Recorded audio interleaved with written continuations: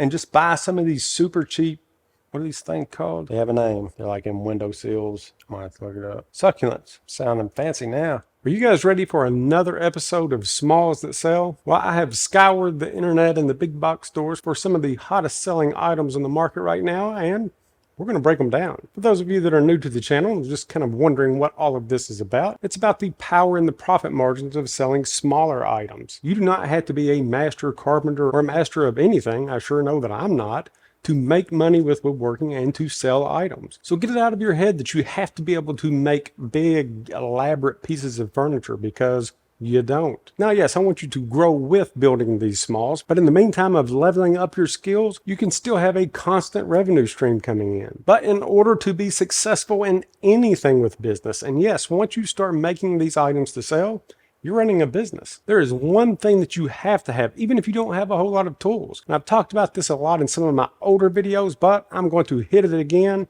If you don't want to listen to it, then just fast forward through this part. But it is what it is, because someone out there needs to hear it. And honestly, I have to remind myself of this pretty much on a daily basis. But the number one thing that you have to be successful with business or marketing or life in general is belief in yourself. I cannot tell you the amount of times that I have created something, been super proud of it, and then put it out to market and nothing. Now that is a big kick in the teeth and really something that can bring you down. And it's happened to me so many times I can't count. But in almost every single one of those situations, after I've fought off the demons and got myself back into the right mindset, I would rework the problem and figure out exactly what was wrong with it, or if there's anything wrong with it. I would run through my checklist of possibilities. How did I market this item? Is this a type of item that will sell in my area? Am I pricing it too high? Or is it just something that no one wants to buy? And if that's what I came to, then I would redesign it. So just keep in mind, whenever you are reading the comments of all of the different people that have had huge success with selling smalls, they're not telling you about the things that they couldn't sell or didn't sell in their area. They're just telling you about the things that sold well. And trust me, every item that you make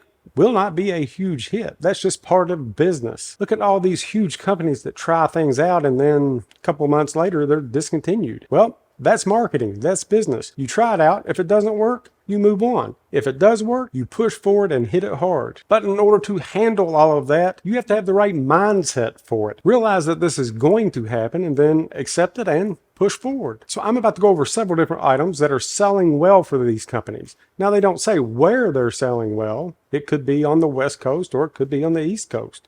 Who knows? But they are selling well. So what we need to do is look at these items and then decide what will sell best in our area. Because I may go over 5 or 6 different things, and really in my area, maybe only 2 of them will be hot sellers. But that's something that you can only figure out, and there's only one way to do it, is to get up, get out, and get to work. Because I can tell you one thing with 100% certainty: you will not succeed if you never try it. And again, this is not just for woodworking. This is for life in general. Believe in yourself, even if no one else does. Everyone else is feeding into all of this negativity in this negative world that we're living in and trying to drag us down. Do not let that happen. Do not let them get in your head. Believe in yourself and pump yourself up, because if you're waiting around for someone else to do it for you, well, you may be waiting a while. But that is my purpose for this channel, is to reach and teach. So when you start feeling down and feel like that the world's against you and that you can't do anything right, trust me, I've had all of these different feelings, but ultimately the only person that can pull you out of this funk is the person that's staring you back in the mirror. So there are no more excuses. Even if you don't believe in yourself right now, I believe in you. Well, you may say, well, you don't know me. How can you believe in me? It's because I believe that if there is a will, there is a way. And if you're still watching this at this point in the video, then you have a desire for this. So there is your will. There is the seed that you need. So like I said, you have no more excuses. We have makers in our group that are missing limbs, wheelchair bound, have had strokes, and even a gentleman that is completely blind that believes in himself enough to still chase his dreams. So now that you have that seed to start with, what is your excuse? Nothing. There is no better time than now to chase those dreams and unleash your full potential. So with that being said, let me go ahead and give you some ideas to start with. Okay, so this first one caught my eye because, One thing, the price, $106, and it's pretty cool. Now there's all kinds of different versions of cool coat racks out there, kind of like the piano key coat racks, but like that one, this is different, and something different is what's going to catch people's eye. So this $106 coat rack can be built for very cheap actually. So let's go ahead and break this down. Really, there's only a few different wooden components to this. You have your base, you have your arms, and then you have your two rod supports. So starting with the base, it's 3¼ inch wide and it's 12 inches long. Then to get this shape, the only thing that they have done is rounded over the edges. Super easy to do. Just take a paint can or anything round, set it on the end of the board to where it's centered, trace that out, and then jigsaw the cut. So the base is a piece of pie. And then we have the arms. So there's 5 different arms. Each one of these arms are 3/4 inch thick. They look to be about 1.5 inches wide on edge. And then the overall length is 5.5 inches long. So these will be super simple to make as well. The only thing that you're going to have to do is take a piece of 3/4 inch material and then cut it down into pieces that are 1.5 inches by 5.5 inches long. Once you have those pieces cut, you will just round over the edges. Again, you can do this with a jigsaw, but for parts this small, even an easier way to do this is a belt sander if you have one. And then the last wooden part for this is going to be the rod supports. So that's the 2 rounded over pieces that are at the top and the bottom that are kind of holding everything together. Now these are going to have to be a little bit thicker. To me, they look like they're about 2.5 inches wide by about 1.5 inches thick. Now keep in mind, if you did everything else out of one species of wood and you didn't have the 2 little thicker parts in the same species, then use what you have and you can stain or paint those 2 parts, adding a bit of contrast to this build. Honestly, if I were making this, I would leave the arms natural and then stain or paint the base and the rod supports anyway. But that's just me. Everybody's different. So once you have your wooden parts cut, everything except for the base pretty much has to be pre-assembled before you actually attach it to the base. So what actually makes this mechanism work? So there is a dowel rod that travels the distance between the top and the bottom dowel supports, and along the way it's picking up each one of these arms. Whenever I say dowel, it doesn't have to be a wooden dowel. Yes, you can use a wooden dowel for this, but it may be a lot of pressure for a wooden dowel. Pretty sure that they have actually used a steel rod for this, and in any case it's going to be about 10 inches long. I'm going to guess at minimal it's going to be 1/4 inch thick or maybe 3/8 inch thick. And luckily, if you decide to go with steel, you can pick these rods up on Amazon for $2.80 a piece. So you would just start with your bottom rod support, and let's say that you've used 1/4 inch rods, and if those supports are 1.5 inches thick, I'd drill a 1/4 inch hole 3/4 inch deep. Don't go all the way through it. You want that support to actually hold that rod into place. And while you're at it, go ahead and make that same drill mark for your top one. So with your rod inserted into your bottom support, let's go ahead and drill that same 1/4 inch hole up through the ends of each one of your arms. Now just make sure that wherever you put your hole, that there's still plenty of room to pivot in the back. You don't want it to catch and kind of get stuck. Everything needs to move freely. And then you will just stack each one of these arms on top of each other, putting a 1/4 inch washer in between each one of these arms. The washer is just going to help to keep the wooden arms from rubbing on each other. It's also going to make the movement of the arms really smooth. So once you have all of your arms in place, now you can put your top arm support on. So now with all of those parts in place, go ahead and center that onto the base. Now if it were me, I would go ahead and put some wood glue on this and also some CA glue.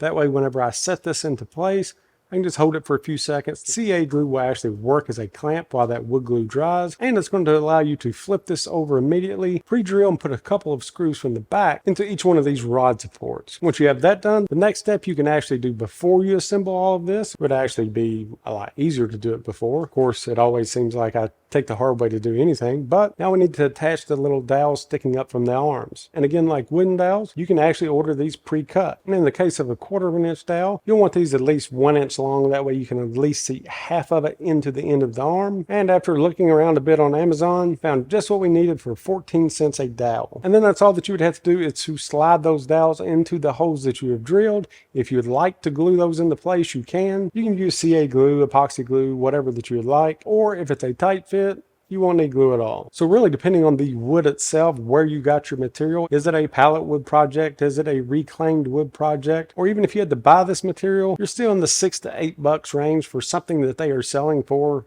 $106. Now, what should you sell this for? Again, you're going to have to test the market, make some of these. But with this particular design, it's not really like a country look or a rustic look or anything like that. These are coat and hat hooks. Pretty much every household in the United States can use one of these. So I don't think that you'll have any trouble selling these at all. And if you're interested in the community aspect of woodworking and behind the scenes content, make sure to check out our Patreon community. It's still growing and we are loving it. If something like that sparks your interest, check it out. I'll make sure to throw a link in the description and on my website. So this next one, it caught my eye because it looks pretty familiar. I can't really remember where I saw this. I think that it was on the old PB, but check this out. Okay, so does it look familiar? Kind of looks like one of our squirrel swings with some minor modifications. So they're selling this little porch swing made for plants for $106. And since I've received a ton of messages from people that are selling these squirrel feeders like crazy, I thought that I would throw this one in there because obviously little mini swings are hot right now. So once I started looking at this and breaking it down, I decided to just make my own version. This is how it turned out. Actually pretty cool. I don't know why your plants would need to swing, but apparently people dig it. Now I can actually see this maybe hanging outside of a window, maybe facing in. That would be pretty cool. Or even on a porch. Actually, the more that I look at it, I think these things would sell pretty well. Now this one I designed just a little bit different, and yes, I made this thing using about 3/4 of a fence picket. So really cheap. So let me show you how I made it. So to start with, I've cut all of my parts, and I'll go over all the parts dimensions as we go, but every single one of these came from a single fence picket with plenty of material left. As always, if you're a plans in the hand type of person, head over to my website. I'll make sure to have it set on there. So the first thing I'm going to be doing is assembling my base. I'll need 2 boards that are 1 3/4 by 12 inches long. That'll be the front and back. And my 2 outer boards will be 1 3/4 by 4.5. And I'll be assembling this entire project using wood glue and brad nails. After the 4 sides of my base are assembled, now I'll add my bottom boards. These bottom boards are 11 inches long by 1 1/8 wide. In the other version, they've used some type of mesh wiring, but I'm not going to mess with that. So I'll install my 3 boards, 1 on each inside edge and 1 in the very center. Now let's go ahead and get our back brace and our back slats ready. For the back brace, it needs to be 1 1/8 by 14 inches long. And the back slats, they're 1 1/8 by 7 3/4 inch long. We'll be needing 9 of the back slats. Once we have those cut, I'm going to measure 1 inch in each side of my 14-inch back brace. And then I'll make a mark. With my back brace marked and ready for the slats, first I'm going to install them onto my base. And to do this, I'm going to turn my base on its edge. I'll mark 6 inches, which is center. Then I'm simply going to start at one end, and from the back, I'll line my first slat up with the edge of the base. Then I'll put one in the very center at my 6-inch mark. I'm installing these like this, so the base of the back slat will actually be sitting on the table and square with the base. Then I'll move down and put one at the opposite end. With those installed, I'll just use equal spacing to install the rest of my slats. If I were going to be making several of these, you know I'd have a jig made for this. Now with our back slats in place, let's go ahead and attach the back support. And this is where those marks that we made will come into play. They're going to line up on the sides of the outside boards, showing me how much overhang to leave. But to install this, I'm going to do it from the back. I'm going to flip this upside down, measure 3 inches down from the bottom of my slats, which in this position is actually the top, and make a mark on each side. Then using those marks as a guide, I'm going to outline my back support. This is just going to show me where I need to put my glue. So with my slats all glued up, I'm going to go ahead and install the back support. So now let's make our arms. For the arms, we're going to be needing 2 boards that are 1 3/4 wide by 7 3/4 inch long. I'm going to start off by marking the end of one of my boards 1 inch in from the side and then 2 inches from the end. Now that you have those 2 marked, we need to add a little bit of an arch to this. For this, you can use anything round. I'm just going to use my glue bottle, but you can use a paint can or really just about anything. I'm just going to place my bottle so that it's touching the 2 marks that I've made and then just trace around it. So really by doing this, we're just looking for this top part of this arch. Once we get 1 inch in, we can just straighten this out. So before we cut this, I'm going to add a little bit of round over to the ends of the opposite side. Again, I'm just going to use my glue bottle. Now let's get these cut. Now you can just smooth up and equal out these arches with a sander. Once you have your first one made, just lay it on top of your second blank and use this as a template. So with our arms ready to be installed, before we put our jigsaw away, let's go ahead and add some detail to our back slats. I'm going to measure 1 1/4 down, then I'll just take a straight edge, line it with the mark that I just made, and align the opposite corner with the outside edge of the second slat in. Then I'm going to make that mark. I'll do this for the opposite side. And this is what it should look like. So I'll cut these 2 ends off with the jigsaw, and it's just going to give it just a bit more character. Now with those cut, let's go ahead and install our arms. So to start with, I'm just going to line my arm up so it's flush with the back support and then attach it.